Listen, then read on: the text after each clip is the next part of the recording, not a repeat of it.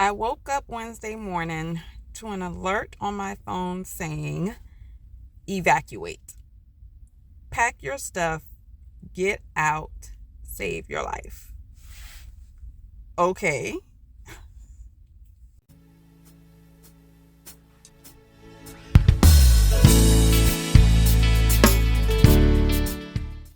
I don't mention it a lot, but I do live in the LA area. And at the time of this recording, if you're familiar or heard, there are a lot of fires that are all over LA County. Basically, LA County is on fire. And I've lived here for a while. I'm familiar with fires. I'm familiar with how this stuff goes. But it's never gotten this close to me where I had to actually evacuate. I evacuated with someone before years ago because I was a personal assistant, but never for myself. So thankfully, I am safe. About 40 minutes outside of the danger zone to what I have a category called friendly. So it's a friends that is basically like family. So thank the Lord, I am safe. The air quality sucks. The sky is black. It's crazy. I've been over the last few days, because that was on a Wednesday morning when I had evacuated. It is now Saturday when I'm recording. The power went out on Tuesday night, and I think the power is going to come back on soon. But I think the thing that has been on my mind a lot is, God, what are you doing? I know the list of people that have lost everything that I personally know is growing. And I, like many other people, ask, God, what are you doing? My relationship with him allows me to trust him in a way that is very, very difficult. But I do understand the questions. So that's number one. Number two, the second thing that's going through my mind is fighting worry for myself, right? Thinking about the fact that trying not to add up the hours to see if it comes up to what I need for rent and all of that stuff. Trying not to fall back into the worry that God told me not to bring into this season.